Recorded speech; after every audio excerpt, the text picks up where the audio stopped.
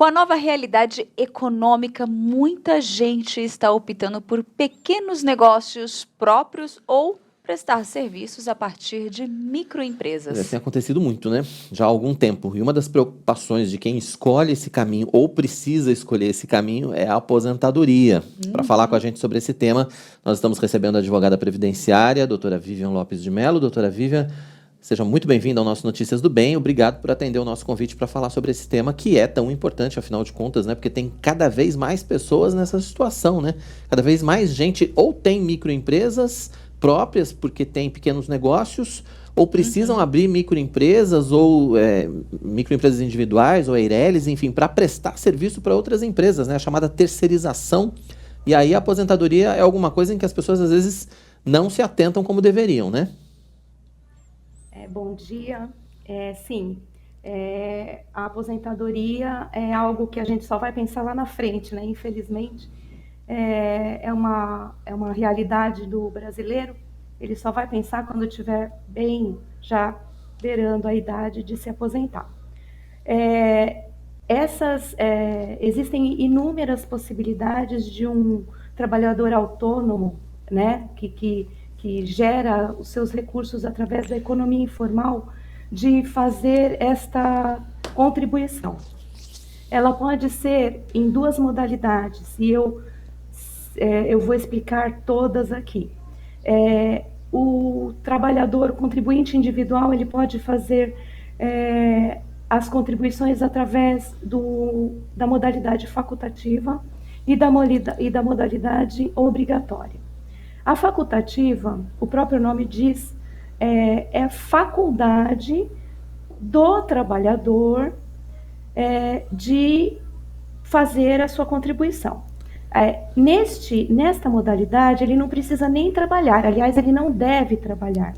Essa modalidade, ela é para quem não trabalha. A pessoa quer simplesmente ter o direito de alguns benefícios do INSS. Nesta facultativa, nós temos 3 possibilidades, eu vou falar as mais utilizadas. A facultativa, ela pode pagar 20% do salário mínimo todos os meses, ou 20% de qualquer valor até o teto da Previdência, e ela terá o direito a todas as aposentadorias do INSS. Aposentadoria por idade, por tempo de contribuição, a aposentadoria por invalidez. Quando a gente fala na outra modalidade do facultativo, a gente fala de recolhimentos de 11% do salário mínimo. Este valor, quando a pessoa escolhe contribuir com um percentual de 11%, ela reduz a gama de benefícios. Então, ela não vai poder pagar até o teto da Previdência, ela vai poder pagar somente um salário mínimo. E ela também só vai ter direito à aposentadoria por idade. Nós estamos falando aqui de aposentadorias, eu não vou me estender aos outros benefícios, tá? Então, quem recolhe 11% só tem direito à aposentadoria por idade. E nós temos também um último elemento, que é o baixa renda. O baixa renda, ele tem um recolhimento de 5% do salário mínimo, só vai ter aposentadoria também por idade e só pode recolher sobre um salário também. E para que exista a possibilidade de se fazer o recolhimento de 5%, existem alguns requisitos que a pessoa tem que cumprir. Ela tem que ser uma pessoa de baixa renda, o próprio nome já diz, certo? Então, ela tem que ter uma renda mensal familiar de até 2 salários mínimos e ela precisa estar cadastrada, fazer a sua inscrição no CAD único, Cadastro Único do Federal. Além disso, ela não vai ter nenhum outro benefício de aposentadoria além da aposentadoria por idade, tá? Esses são os facultativos, eles não podem trabalhar, eles estão pagando porque eles querem um dia se aposentar. Agora eu vou falar dos obrigatórios, porque a lei, ela diz o seguinte: toda pessoa que gera renda com o seu trabalho, ela é obrigada a pagar o INSS, isso é o que está na lei. Então, da mesma forma que os facultativos, a gente também tem 3 opções, que seria o percentual de 20%, que a gente também conseguiria todas as gamas de aposentadorias, aposentadoria por idade, por contribuição e também por invalidez. E o segundo percentual, que é o de 11%, só daria direito à contribuição, à aposentadoria por idade. E em 2008 foi criado o MEI, né? O famoso MEI. Ele tentou aí reorganizar e readequar uma gama muito grande de trabalhadores que estavam na informalidade e que não teriam a possibilidade de se aposentar. Como os de baixa renda, o percentual pago pelo MEI é de um salário mínimo, de 5% do salário mínimo. E ele só vai poder também se aposentar por idade. Se ele quiser fazer valer essas contribuições de MEI para a aposentadoria por tempo de contribuição, ele vai precisar fazer um recolhimento da diferença na época que ele for pedir a sua aposentadoria. Tá? Então, essas são as formas básicas que hoje estão aí vigentes para quem está na economia informal, né? Quem trabalha como autônomo pode optar para ter a sua aposentadoria. E, doutora, vamos pegar um exemplo aqui, né? A pessoa ficou um tempo desempregada e aí ela foi lá, se cadastrou, né, no MEI, e aí passou um tempo e ela foi contratada CLT, voltou a ter o registro em carteira. Vem aquela pergunta, compensa continuar com o MEI, pagando o MEI também, mesmo com CLT, pensando-se na aposentadoria? Como que fica essa questão?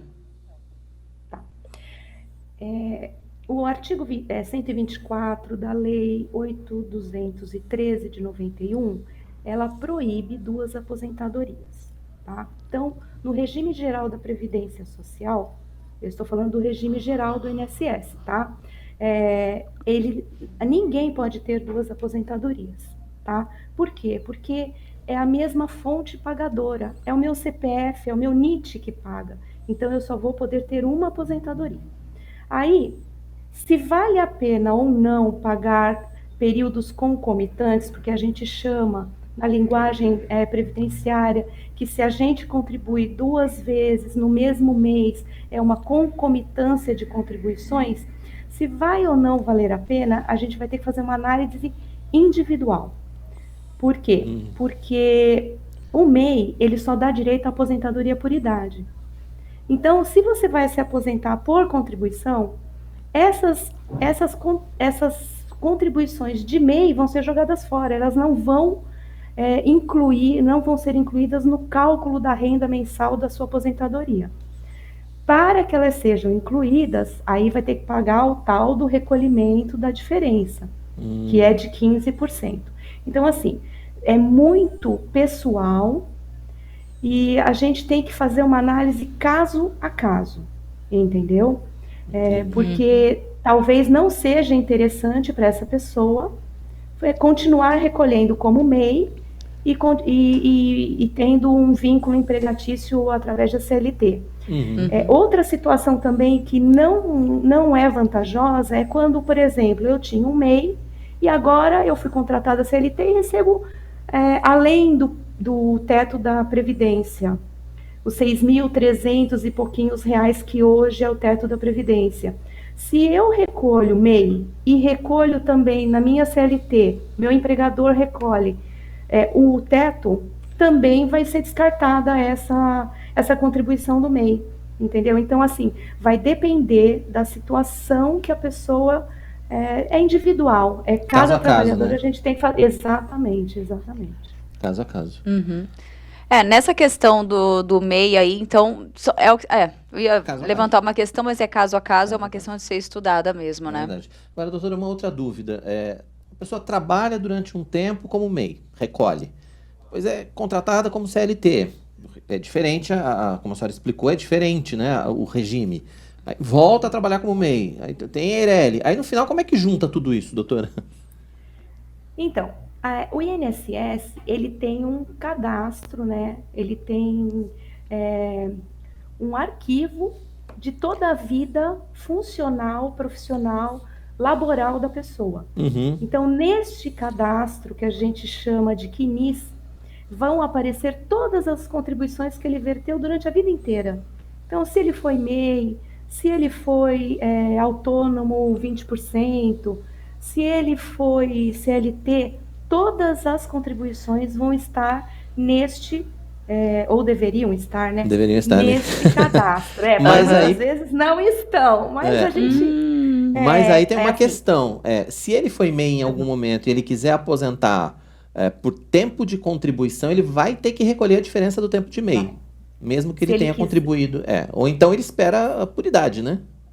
Não, ele pode recolher, ele vai ter que esperar por idade, mas para que aquele período seja contado no seu tempo, entendeu? Vamos supor que eu chegue e já tenha a quantidade de anos trabalhados para eu me aposentar por tempo de contribuição sem utilizar aquele período do MEI. Posso fazer isso. Sim, Simplesmente mas- eu descarto o período do MEI, mas Mas se pra eu que quiser seja usar o período contado, se eu quiser tem. usar o período do MEI, por exemplo, aí eu Sim. tenho que recolher os 15% de diferença. tem É que isso. recolher, não tem jeito. Ou então esperar a aposentadoria por idade. Muda tanto que eu já nem sei mais. É 65, é Não, 70, 65, 60 não, 65 para homens e 60 para hoje mulheres. 62 para mulheres, 62 para mulheres, mas aí a gente ainda está numa regra de transição aí, hoje, esse ano, 61 anos para mulheres. Entendi. Porque tá. isso tem mudado com muita frequência Sim. também, né? Essa questão da aposentadoria Sim. por idade, né? E agora tem essas regras também, a gente está, como a senhora falou, né? A gente está num período de transição, quer dizer, outras mudanças ainda virão pela frente, quer dizer, tem gente achando aí que inclusive não vai nem conseguir se aposentar, né? As novas regras aí. Infelizmente as novas regras vieram assim, prejudicaram muito o trabalhador em relação à aposentadoria, e não só a aposentadoria, há vários outros benefícios que o INSS nos permite, né, usufruir. Uhum. Infelizmente, essa PEC atrapalhou muito a vida do trabalhador. Olha, a Tainá levantou uma questão aqui, claro, não tem a ver com o INSS, mas tem a ver com a aposentadoria, e pode ser uma saída para os autônomos também, que é a previdência privada, né? Sim, a previdência privada aí já pode acumular, tá? Porque não é a mesma fonte Sim, pagadora, aí já pode acumular. Sim, a previdência privada é uma das saídas que a gente pode aí pontuar. Mas, infelizmente, o INSS hoje, para aposentar pelo teto, eu diria que os bebês de agora, 18, 19 anos, vão ser muito prejudicados. E tem outro problema, né? Tem a perda dessa coisa do teto, né? Às vezes paga durante, sei lá quantos anos pelo teto, aí aposenta pelo teto, mas depois quando você passa um tempo aposentado, esse teto já não é mais o teto. Enfim, a Previdência precisa sempre de um apoio profissional para a gente estar entendendo o que está acontecendo, essas né? mudanças. A gente tem exemplos, acho que todas as famílias têm exemplos, devem ter exemplos, de pessoas que se aposentaram pelo teto e hoje recebem pouco mais do que um salário mínimo. Uhum. Então, mas aí não é um problema do INSS específico. Por quê? Porque essa questão diz mais em relação ao salário mínimo. Nenhum benefício pode ser vinculado ao salário mínimo. E todos os anos o salário mínimo ele é majorado em percentual mais alto do que qualquer benefício previdenciário.